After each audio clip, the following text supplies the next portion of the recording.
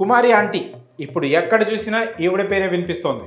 ఇన్నాళ్ళు ఆవిడ చేతి వంటతో ఎంతో ఫేమస్ అయింది. కానీ ఇప్పుడు ఈ మీమర్స్ పుణ్యమా అని ఆవిడ రీల్స్ వీడియోలు తెగ వైరల్ అవుతున్నాయి.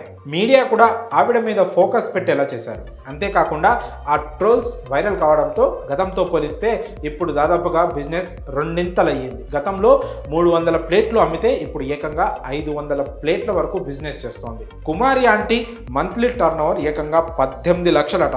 ఇవన్నీ పక్కన పెడితే ఇప్పుడు ఇంకో వార్త స్టార్ట్ అయింది. అదేంటంటే కుమారి ఆంటీ బిగ్ బాస్ లోకి వెళ్తోందంటూ టాక్ వినిపిస్తోంది.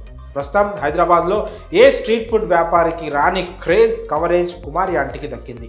ఆవిడ షాపు ముందు జనాలు క్యూ కట్టడం మాత్రమే కాకుండా తోసుకునే పరిస్థితి వచ్చింది. ఇప్పుడు చాలా మంది ఫుడ్ దొరక్క ఖాళీ ప్లేట్లతోనే వెనక్కి తిరిగి వెళ్ళిపోతున్నారు. ఆవిడకు అంత క్రేజ్ రావడానికి ముఖ్య కారణం ఓ వీడియో బాగా వైరల్ కావడమే.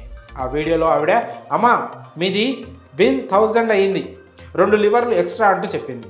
ఆ వీడియో కాస్త మీమర్స్ చేతిలో పడడం, వాళ్ళు దానిని వైరల్ చేయడం చేశారు. ఆ తర్వాత అసలు విషయం బయటకు వచ్చింది. ఆవిడ ఆ బిల్లు వేసింది మొత్తం 6 తిన్న దానికి అని క్లారిటీ ఇచ్చింది. అలాగే కుమారి ఆంటీ ఆదాయానికి సంబంధించి కూడా చాలానే వార్తలు వస్తున్నాయి. అయితే వాటిపై కూడా క్లారిటీ ఇచ్చారు. తనకు రోజుకు కౌంటర్ 60,000 అవుతుందట. వాటిలో 50,000 ఖర్చులు పోతే ఓ 10,000 మిగులుతాయి. మళ్ళీ వాటికి అదనంగా పని వాళ్ళ ఖర్చులు కూడా ఉంటాయట. అన్నీ పోను నెలకు 1,50,000 వరకు ఆదాయం ఉంటుందని చెప్పుకొచ్చారు కుమారి ఆంటీ. ఈ టాపిక్ కూడా క్లోజ్ అయిన తర్వాత ఇప్పుడు కొత్త చర్చ తెరపైకి వచ్చింది. అదే కుమారి ఆంటీని బిగ్ బాస్కి పంపాలట. సాధారణంగా బిగ్ బాస్కి సెలబ్రిటీలను పంపుతారు, కానీ కామన్ మ్యాన్ కేటగిరీ అంటూ ఒకటి ఉంటుంది. దానిలో సోషల్ మీడియాలో ఫాలోయింగ్ ఉన్న బాగా పాపులర్ అయిన వారిని తీసుకుంటారు. బిగ్ బాస్ తెలుగు సీజన్ 7లో అయితే పల్లవి ప్రశాంత్ వెళ్ళడమే కాకుండా విన్నర్గా నిలిచాడు. ఇప్పుడు Bigg Boss Telugu OTT season 2 ప్రారంభం కాబోతోంది. ఫిబ్రవరి నెల మధ్యలోనో చివరి నుంచో ఈ సీజన్ స్టార్ట్ అవుతుందని చెప్తున్నారు.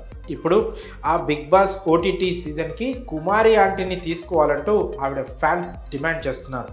అలాగే ఆవిడ లాంటి సెల్ఫ్ మోటివేటెడ్ ఉమెన్ అలాంటి రియాలిటీ షోకి వెళ్తే మరింత మందికి స్ఫూర్తిని ఇచ్చిన వాళ్ళు అవుతారంటూ చెప్తున్నారు.